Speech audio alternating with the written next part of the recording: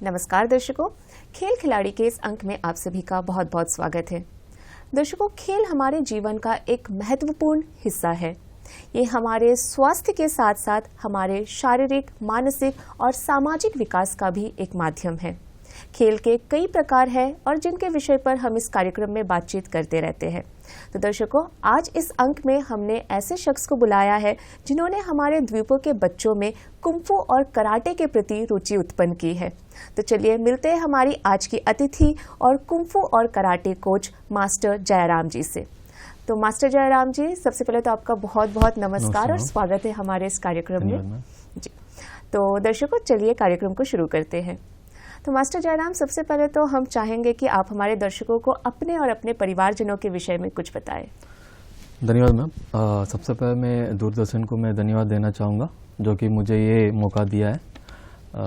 और मेरा नाम है जयराम जी और मैं रहता हूँ बम्बू फ्लैट और मेरी फैमिली में मम्मी पापा और मैं और मेरे बड़े भैया चार लोग रहते हैं जी।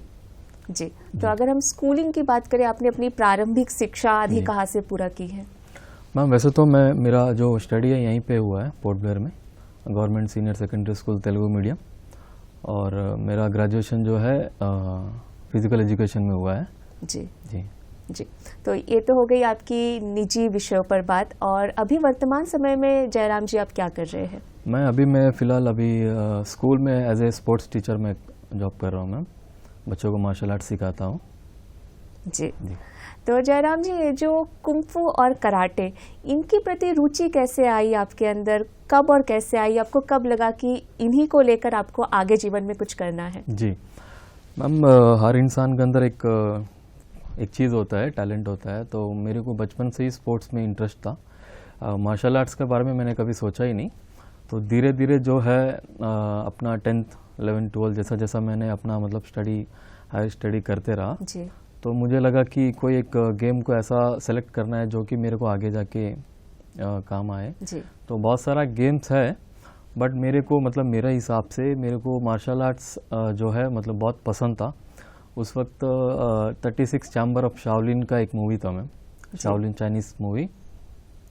उसमें कंप्लीट आपका शाओलिन टेम्पल का जितना भी ट्रेनिंग होता है तो बहुत अच्छा ट्रेनिंग भी है। और वो ऐसा फ़िलहाल के लिए अभी जो भी मार्शल आर्ट्स में सीख रहे हैं, कुछ ना कुछ मूवीज़ देख के ही मोटिवेट हुआ है। तो मेरा भी ऐसा ही 36 चैम्बर ऑफ शाओलिन का एक मूवी था, तो उसमें बहुत मेरे को अच्छा लगा।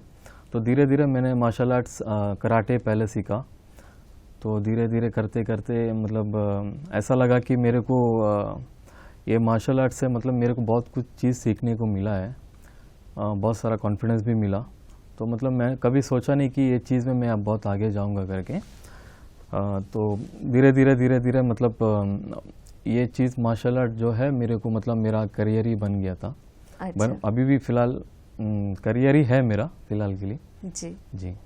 तो आपने 2 मार्शल आर्ट स्किल्स सीखी है, कुंफू और कराटे।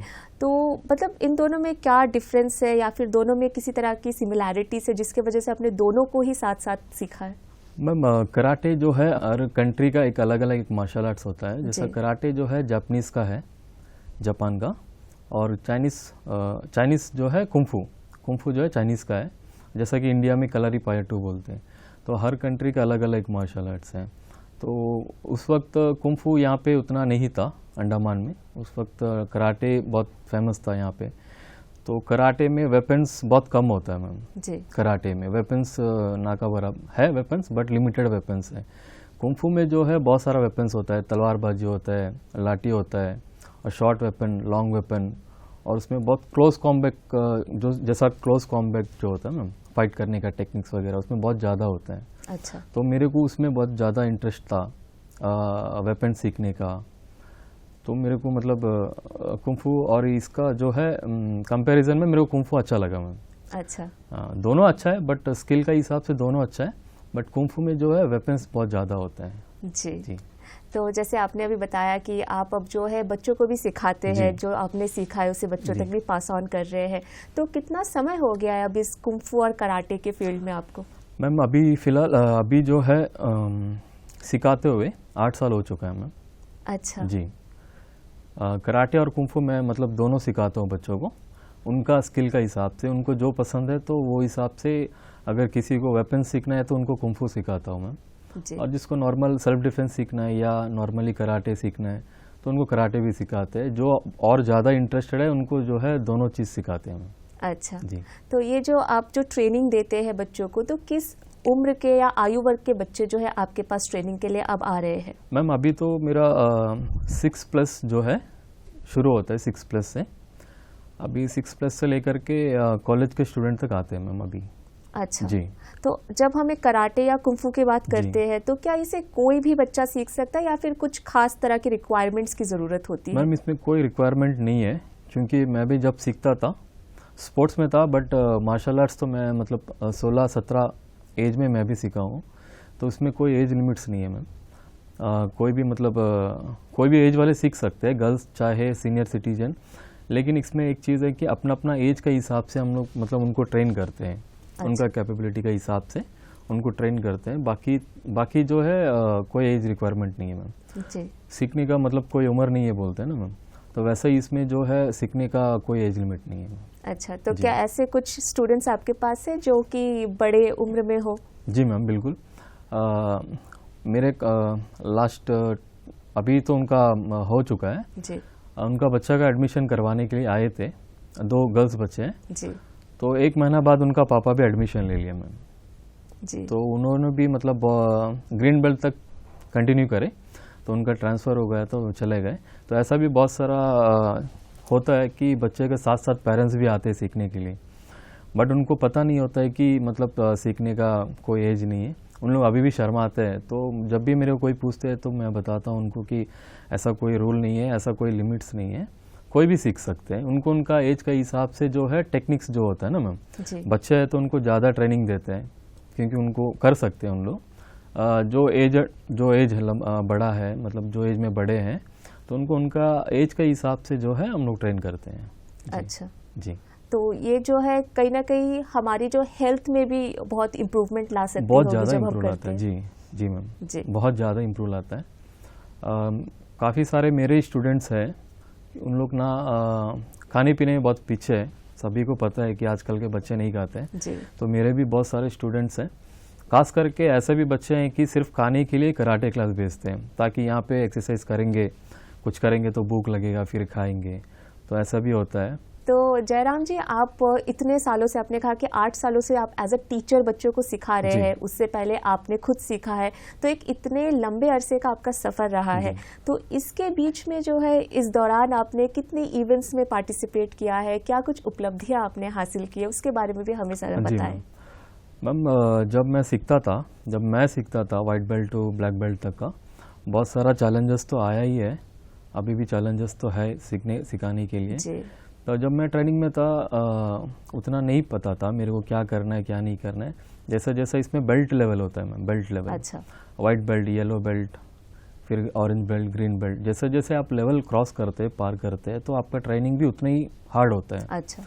तो जैसा जैसा ट्रेनिंग हार्ड होता है तो फिर हम लोग कंपटीशन भी करना होता है। तो कंपटीशन में ही पता चलता है कि हमारे अंदर कितना स्किल है, कितना कॉन्फिडेंस है, हम कर सकते हैं नहीं कर सकते।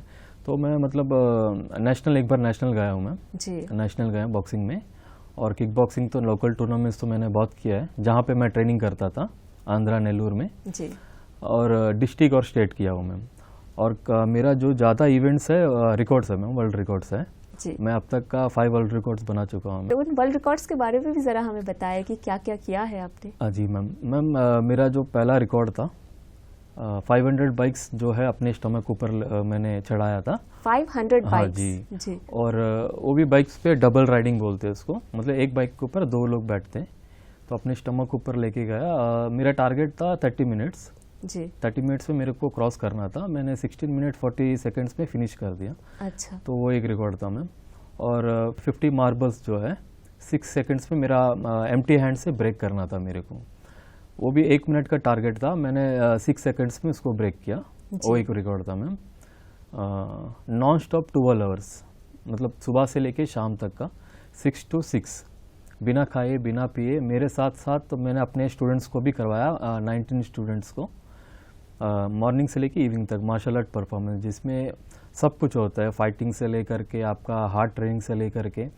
मैं तो कर सकूँगा, बट मेरे साथ साथ मैंने अपने स्टूडेंट्स को भी इसमें इन्वॉल्व किया, तो ये एक बहुत बड़ा रिकॉर्ड है मैम। उसमें छोटे बच्चे से लेके, जैसा भी मैंने बताया था ना मैम आपको कि 2 बच्चे थे, उनका पेरेंट्स भी, तो वो तीनों बच्चे भी, 2 बच्चे उनका पेरेंट्स भी इसमें पार्टिसिपेट करे, नॉन स्टॉप 12 आवर्स। और एक रिकॉर्ड था ma'am non stop 1 our nunchaku, जो कराटे का जो मोस्ट पॉपुलर वेपन है मैम, बहुत फेमस वेपन नंचाकू बोलते हैं इसको जी। वो बिना रुके जो है नॉन स्टॉप 1 आवर परफॉर्मेंस था मैम, चला है इसको। मेरे साथ उसमें 10 स्टूडेंट्स को पार्टिसिपेट करवाया। अच्छा जी। और 5वां क्या रहा मैम? जो स्कूल में मैं काम करता हूँ, मतलब जो स्कूल में, तो वो स्कूल में जो है 75 स्टूडेंट्स, 75 मिनट्स, 75 आज़ादी का अमृत महोत्सव सेलिब्रेशन का अवसर पे ये रिकॉर्ड क्रिएट किया था मैं, सब 75, तो वो भी एक रिकॉर्ड था मैम। अच्छा, तो इनके लिए सबसे पहले तो बहुत बहुत बधाई आपको कि इतने सारे रिकॉर्ड्स आपने बनाए हैं। आपने कहा कि बाइक राइडिंग जो आपके ऊपर से करना था, या मार्बल ब्रेकिंग आदि, तो क्या ये सारी चीजें भी कुंफू या कराटे के पार्ट होते हैं? मैम कराटे का पार्ट तो इसको ऐसे भी कराटे का पार्ट ही है मैम, बट ज़रूरी नहीं है कि ये सब करने से ही आप कर सकेंगे। लेकिन ये हम इसलिए करते हैं कि बहुत सारे लोग बोलते हैं ये सीख के आपको करना क्या है, किसको जाके आपको मारना है, या बॉस बोलते हैं ऐसा, बट हम लोग किसी को मारने के लिए नहीं, अपने अंदर एक कॉन्फिडेंस को लाने के लिए करते हैं मैम। जब मैं भी ये मार्शल आर्ट सीखता था कुंफू, तो मेरा मास्टर मेरे को बोला अपने पेट में 500 बाइक्स चढ़ाने के लिए। तो हम मास्टर से सवाल भी नहीं किया कि मैं कर सकूंगा या नहीं कर सकूंगा, मेरे अंदर उतना है कि नहीं। मास्टर बोला है तो मेरे को करना है। तो वो जो कॉन्फिडेंस होता है ना मैम, तो वो चीज़ हम मतलब मार्शल आर्ट में सिखाया जाता है कि पेशेंस और कॉन्फिडेंस। मार्शल आर्ट सीखते हैं तो आप सर्वाइव करने का टेक्निक्स आप सीखने का बराबर है मैम। आप मतलब कोई चीज़ में पीछे नहीं हटेंगे। 500 एक बाइक चढ़ाने बहुत मुश्किल है मैम, सोचने का जैसा नहीं है। तो 500 बाइक्स अपने पेट के ऊपर चढ़ाना, वो भी डबल्स, उसमें सारे बाइक्स हैं मैम, बुलेट जितना भी बाइक्स है सारे बाइक्स थे। तो मेरे अंदर उतना कॉन्फिडेंस आने का कारण ये मार्शल आर्ट्स है मैम। अच्छा। तो उतना ट्रेनिंग होता है मार्शल आर्ट्स में, ट्रेनिंग उतना होता है। तो हम कह सकते हैं कि इन आर्ट फॉर्म्स के जरिए हम एक लेवल का ट्रस्ट और डिसिप्लिन अपने अंदर में क्रिएट कर सकते हैं कि किस तरह से हमें जो है अपने लाइफ को लीड करना है। तो जैसे अभी आपने कहा कि आपके गुरु ने आपको कहा था कि आपको जो है 500 बाइक राइड करना है, तो हम चाहेंगे कि आप अपने कोच के बारे में बताएं कि जिन्होंने आपको इतनी शिक्षा दी है। जी मैम, मेरा 2 कोच है, एक कराटे मास्टर है मेरा और कुंफू मास्टर है जी। मैं कुंफू मास्टर के बारे में बताऊंगा। मेरा कुंफू मास्टर जो है 36 generation of Shaolin warrior monk है मैम। अच्छा जी। तो आंध्रा में रहते हैं मास्टर प्रभाकर रेड्डी। मास्टर जो है international black belt 5th done है। और मास्टर का पास, मेरा तो 5 रिकॉर्ड्स है मैम, मास्टर का पास अभी 20 से 25 रिकॉर्ड्स है मैम। उसमें गिनीज रिकॉर्ड ही 10 से 15 रिकॉर्ड्स होगा मैम। तो उनको देख के हम भी मोटिवेट हुआ कि मेरे को भी रिकॉर्ड्स क्रिएट करना है करके। और मास्टर का जो ट्रेनिंग है थाईलैंड, चाइना, जापान, मलेशिया वगैरह में ट्रेनिंग किया है मैम जी। तो जयराम जी, इतना लंबा सफ़र आपका रहा है, इतने सारे रिकॉर्ड्स आपने बनाए, इतने अच्छे टीचर्स या कोच से आपने अपनी जो ट्रेनिंग पूरी की है, तो इस पूरे जर्नी के दौरान क्या ऐसे कुछ अच्छे अनुभव है जो आप हमारे साथ आज साझा करना चाहेंगे? मैम अनुभव तो बहुत सारा है मैम, उतना समय तो है नहीं, तो मैं एक चीज़ बता दूंगा कि ये रिकॉर्ड का ही एक हिस्सा है। जब मैं ट्रेनिंग पे था, ट्रेनिंग चलता था तो मतलब आंध्रा में, तो मैंने पेरेंट्स को कुछ बताया नहीं कि मैं ऐसा कुछ करने वाला हूँ स्टंट वगैरह करके। लास्ट मोमेंट तक का मैंने बताया ही नहीं। तो ऐसा कोई पेरेंट्स नहीं चाहेगा मैम कि अपना बच्चा कोई चीज़ में इंजरी हो या मतलब बहुत कुछ बड़ा प्रॉब्लम क्रिएट हो करके। तो मैं मतलब फाइनल डे आ गया, मैं प्रैक्टिस करता था, हर दिन प्रैक्टिस करता था नॉर्मली जैसा चलता है। जिस दिन मेरा रिकॉर्ड था उस दिन मैं मतलब अपना फ़ोन जो साइलेंट पे रख दिया था, मतलब स्विच ऑफ का बराबर, मतलब कांटेक्ट नहीं करना, क्योंकि मेरा मॉर्निंग से लेके इवनिंग तक था मैं मतलब ग्राउंड पे ही था मैम। तो मतलब उसका सेटअप वगैरह करने के लिए तो घर पे बताया नहीं था। और जैसा रिकॉर्ड फिनिश हो गया, वर्ल्ड रिकॉर्ड मतलब क्रिएट कर दिया, जो बहुत सारे न्यूज़ वाले आए थे उधर, वहाँ के नेशनल न्यूज़ वगैरह, जब उन लोग मेरा इंटरव्यू लेने के बाद जो उनका न्यूज़ में टेलीकास्ट हुआ, तो वो न्यूज़ देख करके मम्मी पापा भी नहीं देखे, रिलेटिव्स देख करके वो वीडियो निकाल के घर में भेजे कि आपका बेटा ऐसा ऐसा कुछ किया है, आपको पता नहीं है, कॉन्ग्रेचुलेशंस वगैरह वगैरह। तो वो सुन करके मम्मी कॉल करके मेरे को पहला चीज़ कैसा लगा कांग्रेचुलेशन कुछ नहीं बोला मेरे को, पहले बोला मेडिकल जाओ स्कैनिंग करा अपना पेट का करके जी। तो मैं बोला उतना ऐसा ज़रूरी नहीं है। तो ये चीज़ इसीलिए करते हैं कि मार्शल आर्ट्स में कॉन्फिडेंस और अपना फिटनेस लेवल कितना बढ़ता है वो दिखाने के लिए स्टंट कराया, हम अभी फिट हो करके बताया। ठीक है, फिर उसके बाद थोड़ा शांत हुए। ये लगभग एक हफ्ता यही चलता था कि जाओ चेकअप कराओ, क्योंकि उनको नहीं पता होता है ना मैम कि इसका क्या लेवल होता है, पता है बट फिर भी कंसर्न तो जरूर होता है, कैरिंग होता है। तो मतलब वो एक छोटा सा एक यादगार है मैम कि मतलब कभी कोई चीज़ मतलब छुपाता नहीं, बट ये चीज़ मैंने मतलब थोड़ा सीक्रेट रखा था। अच्छा। तो क्योंकि मेरे को रिकॉर्ड क्रिएट करना था मैम, अगर मैं घर में बताता थी कि ऐसा करने वाला है तो उन लोग मना कर देते, शायद आज मैं इधर नहीं भी आता।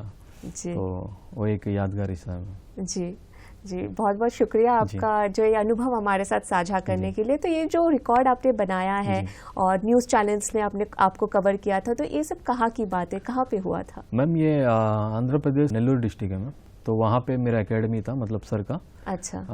मागुंटा लेआउट बोल के एक एरिया था, वहीं पे मैं मतलब 2 साल रहा मैम। मेरा ट्रेनिंग 8 घंटा का ट्रेनिंग था, सुबह 4 घंटा, शाम को 4 घंटा। तो वहीं पे रुक कर मतलब वहीं पे स्टे करके मैंने मतलब वाइट बेल्ट से लेकर के कुंफू में ब्लैक बेल्ट तक का मैं ट्रेनिंग जी। वहाँ पे वेपन्स वगैरह जो भी है वहीं पे सीखा मैं। अच्छा, तो जैसे जयराम जी आपने हमें बताया कि आपकी माता जिस तरह से परेशान हो गई थी, चिंतित थी कि कहीं आपको किसी तरह से चोट ना लग गई हो, तो ये कंसर्न जो है शायद सारे पेरेंट्स के अंदर ही होता है। तो हम चाहेंगे कि वो भी आज आप क्लियर करते जाए कि जब इस तरह की ट्रेनिंग या फिर स्टंट्स करते हैं तो क्या वो कहीं किसी भी तरह से स्वास्थ्य के लिए हानिकारक हो सकती है?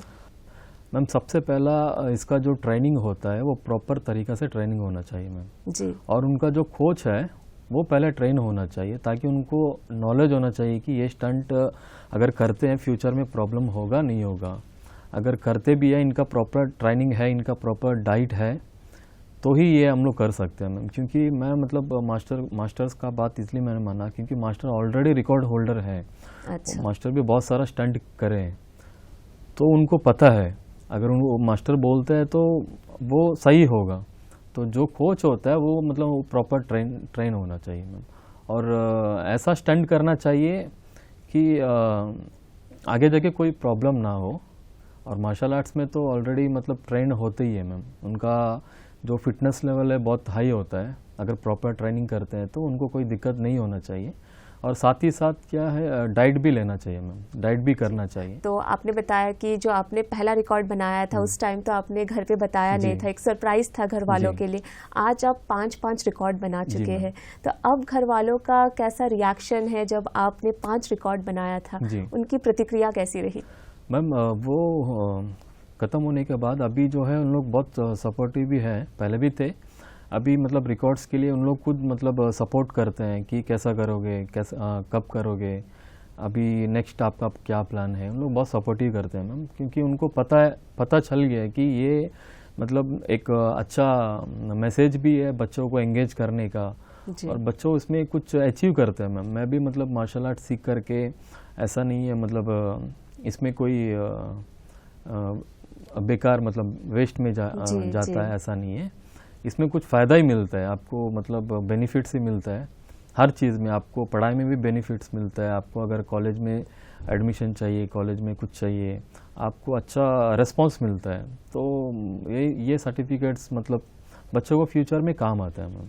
तो सपोर्टिव है। अभी जो मेरे स्टूडेंट्स का पेरेंट्स जो है उन लोग भी सपोर्टिव है जी। एक और चीज़ जयराम जी, आपने अभी हमें बताया कि जब कोई व्यक्ति मार्शल आर्ट्स करता है, कुंफू कराटे उदाहरण के लिए अगर करता है, तो ट्रेनिंग के साथ साथ उनका डाइट भी उतना ही अच्छा होना चाहिए। तो हम चाहेंगे कि आप ज़रा हमें डाइट के बारे में भी बताएं कि अगर हम कर रहे हैं तो किस तरह का डाइट हमें अपनाना चाहिए। मैम डाइट जो है सिंपल होना चाहिए मैम। डाइट मीन्स जो जिम में होता है, बॉडी बिल्डर्स करते हैं, वैसा डाइट ज़रूरी नहीं है। जो हम 3 टाइम्स 4 टाइम्स जो भी खाते हैं वो प्रॉपर तरीक़ा से खाना है। और वेजिटेबल्स, नॉन वेज जो भी है आपको प्रॉपर तरीक़ा से क्या है कि मतलब छोड़ना नहीं है, खाना है, कंटिन्यू रखना है। डाइट मीन्स खान पान कैसे होगा और क्या टाइमिंग होगी, जी क्या क्या चीज़ें खाना है, इन सारी चीज़ों के बारे में ज़रा बताएं। मतलब मेरा अपने स्टूडेंट्स को मैं बताता हूँ जी। और उन लोग फॉलो भी करते हैं। मेरा जो व्हाट्सएप ग्रुप है अपना स्टूडेंट्स का, हर दिन मॉर्निंग जो है सबसे पहला उनका ही मैसेज आएगा। मैं उनको बोल के रखा हूँ कि अपना डाइट का जो फोटो निकाल के मेरे को भेजने के लिए। अच्छा। क्या खाते हैं उनको ऑलरेडी बताया गया है कि आपको ये चीज़ खाना है। मॉर्निंग आपको चना होता है ना मैम जी, ब्लैक चना और मूंगफली जी, और मूंग दाल बोलते हैं, हरा मूंग दाल, जी। वो रात को भिगा करके जो है मॉर्निंग एम्प्टी स्टमक में खाना है मैम। अच्छा। साथ ही साथ केला, बनाना और अंडा जो है वो आपका मॉर्निंग ब्रेकफास्ट में आप खाते हैं तो आपका मसल और बोन्स में ऑटोमेटिकली जो है इसमें एनर्जी तो मिलेगा ही मिलेगा। जी। और साथ ही साथ में आपका एक्टिव रहेंगे मैम। आप मार्शल आर्ट्स करते हैं इसमें तो आपका बोन्स, मेन इसमें बोन्स इफेक्ट होता है अच्छा। मार्शल आर्ट्स में।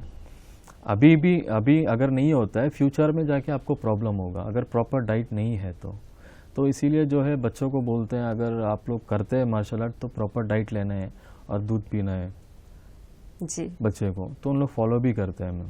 तो ये जो डाइट है ये जी। बहुत ज़्यादा इम्पोर्टेंट हो जाता बहुत है ज़्यादा मैम। जी जब कोई बच्चा इस जी। तरह का मार्शल आर्ट सीखता जी। है।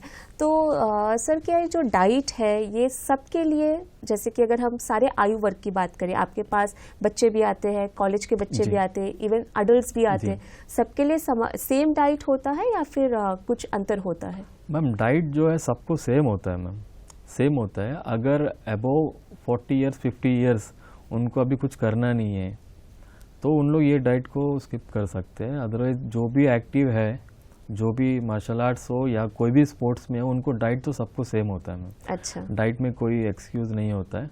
यहाँ पे तो अंडमान में बहुत डाइट बहुत कम फॉलो करता है मैम। बाहर में तो बहुत इम्पोर्टेंस देते हैं डाइट को, और डाइट का कोई एक्सक्यूज़ नहीं है, डाइट सबको सेम होता है। लेकिन अगर 40 प्लस 50 क्रॉस हो गए, अभी जो डाइट बताया वो उतना उनको इम्पोर्टेंट नहीं है, बट जो भी इससे इसका अंदर कम उम्र के हैं कम उनके, उम्र के जी। उनको सबको खाना चाहिए मैम। अच्छा, इवन लड़के भी सेम डाइट खा सकते, ले सकते और लड़कियां भी सेम डाइट ले सकते हैं? Same ma'am. अभी जो बताया है ये डाइट कुछ नहीं है, एक नॉर्मल सा डाइट है। अगर इसको बताया जाएगा तो बहुत लंबा लिस्ट होगा डाइट का। अच्छा। तो फिलहाल के लिए अभी ये फॉलो करने से बहुत काफ़ी है मैम। क्योंकि मार्शल आर्ट्स में जो हम लोग फाइट करते हैं ना मैम, जी, बहुत फुल कांटेक्ट फाइट होता है, सेमी कांटेक्ट फाइट होता है, बहुत उसमें इफेक्ट होता है मैम। अच्छा। तो वो झेलने के लिए जो है हमको पहले से स्ट्रांग होना चाहिए। जी, स्ट्रांग होना है तो हमको प्रैक्टिस वैसा करना है, प्रैक्टिस करना है तो आपको डाइट लेना चाहिए। जी। आप कुछ भी स्किप नहीं कर सकते, प्रैक्टिस, डाइट या कुछ भी स्किप नहीं कर, तो डाइट बहुत इंपॉर्टेंट है। जी। जी। तो जब कोई बच्चा आपके पास सीखने के लिए जी। आता है तो ये जो डाइट चार्ट है इसे आप ही डिजाइन करके उनको जी देते हैं? मैम। जी जी। जी। अपने स्टूडेंट्स को भी मैं मतलब बता के देता हूँ, जो भी बाहर के बहुत सारे सीनियर्स भी थे मैम जो जॉब्स वगैरह करते हैं। मॉर्निंग में उनका फिटनेस क्लास लेता था अच्छा। जॉब्स के लिए, तो उनके लिए अलग डाइट होता था मैम, उनके लिए अलग से एक डाइट होता था और उनका अलग एक सेपरेट ट्रेनिंग होता था। जी जी। तो ये तो हो गई डाइट की बात जी। जयराम जी। तो इसके बाद जैसे आपने हमें बताया कि कुछ रिकॉर्ड्स आपने अपने बच्चों के साथ भी मिलकर जी। बनाया था, जी। तो ऐसे अभी आपके इतने स्टूडेंट्स हैं जिन्हें आप सिखा रहे हैं इतने जी। सालों से, तो क्या आपके बच्चों ने भी किसी वर्ल्ड प्लेटफॉर्म पर या किसी बड़ी इवेंट पे पार्टिसिपेट किया है अब तक? मैम नेशनल लेवल तक का पार्टिसिपेट कर रहे हैं, उसका भी एक रीज़न इंटरनेशनल का मौका मिला था, बट हमें मतलब उतना फाइनेंशियली मतलब उतना सपोर्ट नहीं था, तो हम लोग नहीं जा पाए। नेशनल लेवल तक का हमारे बच्चे पार्टिसिपेट कर रहे हैं मैम। अच्छा। गए भी हैं, और पहला अटेम्प्ट में ही उन लोग 9 प्लेयर्स को लेके गया था मैम। उसमें 7 गोल्ड आया, 1 सिल्वर 1 ब्राउन आया मैम। वो किक बॉक्सिंग रिंग फाइट बोलते हैं उसको। जी। तो यहाँ के बच्चे वो अगर ऐसा प्लेटफॉर्म मिलता है तो उन लोग करेंगे मैम, अच्छा करेंगे। और मेरे बच्चे नेशनल लेवल तक गए हैं मैम।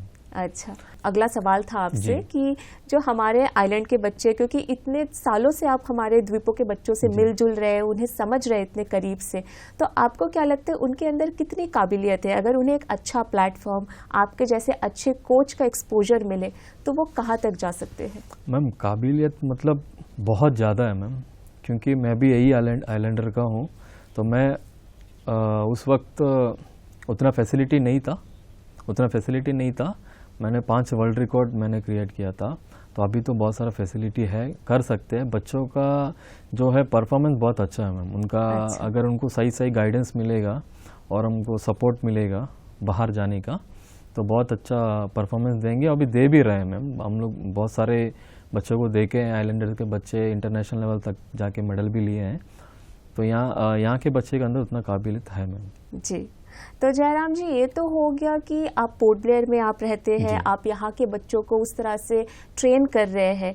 तो जैसे कि अगर हम बाहरी द्वीपों की बात करें, नॉर्थ एंड मिडिल की बात कर ले, निकोबार साइड की बात कर ले, तो वहाँ पे भी होंगे ऐसे बहुत से बच्चे जो एक्चुअली इंटरेस्टेड हैं, लेकिन उनके पास आपके जैसे कोचेस नहीं हैं। तो क्या वहाँ तक भी आप अपने ट्रेनिंग को पहुँचाने के लिए कुछ सोच रहे हैं? आगे आपकी ऐसी कोई प्लानिंग आदि है? हाँ मैम, मतलब प्लानिंग तो बहुत कुछ है मैम कि वहाँ के बच्चों को भी एंगेज करें। बट वहाँ पे ऑलरेडी क्लासेस चल रहा है मैम, चल रहा है। तो आगे मैं कोशिश करूँगा कि वहाँ पे भी अपना ब्रांच खोलें। ट्रांसपोर्ट का भी थोड़ा दिक्कत है मैम अभी फ़िलहाल के लिए, लेकिन हम कोशिश कर रहे हैं कि जो भी इवेंट्स होगा, मार्शल आर्ट्स इवेंट या कोई भी नेशनल इवेंट, तो उनको भी मतलब एंगेज करें, उनको भी सिखाएं, क्योंकि वहाँ के बच्चे भी बहुत इंटरेस्टेड है मैम। एक बार मैं गया था वहाँ पे जी। तो वहाँ पे बहुत सारे बच्चे पूछ रहे थे कि यहाँ पे क्लास खुलने का चांसेस है, आप यहाँ पे खोल सकते हैं कि? तो बहुत सारे पेरेंट्स वहाँ से मुझे कॉल भी कर रहे हैं कि बेटी को एडमिशन करवाना है, बेटे को एडमिशन करवाना है, एज लिमिट कितना है जी। तो वहाँ पे कोशिश है मैम वहाँ पे करने का। आगे आपकी विजन है कि वहाँ पर भी आप जाए जी। तो जयराम जी, बहुत अच्छा लगा आपसे बात कर कुंफू और कराटे जैसे मार्शल आर्ट्स के बारे में जानकर। तो जाने से पहले हम चाहेंगे कि आप हमारे बच्चों को जो आज आपको देख रहे हैं और साथ ही साथ माता पिता को उनके एक छोटा सा संदेश जरूर दें। जी मैम, मैं सभी पेरेंट्स को ये बताना चाहूँगा कि पढ़ाई तो चलते रहेगा, लेकिन आप कोई भी एक एक्स्ट्रा एक्टिविटी में आप पार्टिसिपेट करवाइए, स्पोर्ट्स या म्यूज़िक या कुछ भी एक एक्टिविटी में पार्टिसिपेट करवाइए, ताकि बच्चे मोबाइल में ज़्यादा रहते हैं अभी फ़िलहाल के लिए। तो बच्चे एंगेज भी रहेंगे और बच्चे का हेल्थ भी ठीक होगा, और मेन चीज़ जो है उनका फोकस कहीं और कहीं नहीं होगा। तो मैं आप सभी से यही उम्मीद करता हूँ कि बच्चे को स्पोर्ट्स में ज़्यादा से ज़्यादा स्पोर्ट्स में आप एडमिशन करवाइए, और बेस्ट होगा कि मार्शल आर्ट्स में आप एडमिशन करवाइए। बस मैं इतना ही बताना चाहूँगा जी। तो मास्टर जयराम जी, पुनः आपका बहुत बहुत धन्यवाद। आज आप यहाँ आए और आपने हमें इन दोनों मार्शल आर्ट्स के बारे में इतनी सारी बातें बताई है, और साथ ही साथ आपको दोबारा से हम कॉन्ग्रेचुलेट भी करना चाहेंगे कि आपने जो है 5 वर्ल्ड रिकॉर्ड बनाए हैं, और आगे आपके दिसंबर में और इवेंट्स होने वाले हैं, जिसके लिए हमारी तरफ से आपको बहुत सारी शुभकामनाएं भी जरूर रहेगी। तो आज आपके समय के लिए हम सबकी तरफ से आपको बहुत बहुत धन्यवाद जी। तो दर्शकों, ये थी हमारी बातचीत मास्टर जयराम जी से, जिन्होंने कुंफू और कराटे में बहुत सारी पॉपुलैरिटी हासिल की है, जो हमारे द्वीपों के बच्चों को जो है काफ़ी अरसों से जो है ट्रेन कर रहे हैं। तो हमारी भी आपसे यही उम्मीद रहेगी कि आप जो है अपने बच्चों को पढ़ाई के साथ साथ किसी न किसी तरह के रिक्रिएशनल एक्टिविटीज़ में भी ज़रूर हिस्सा लेने देंगे, जिससे कि बच्चों की हर तरह से विकास हो सके। तो आज के इस अंक में इतना ही। अब हम आपसे इजाज़त चाहेंगे। नमस्कार।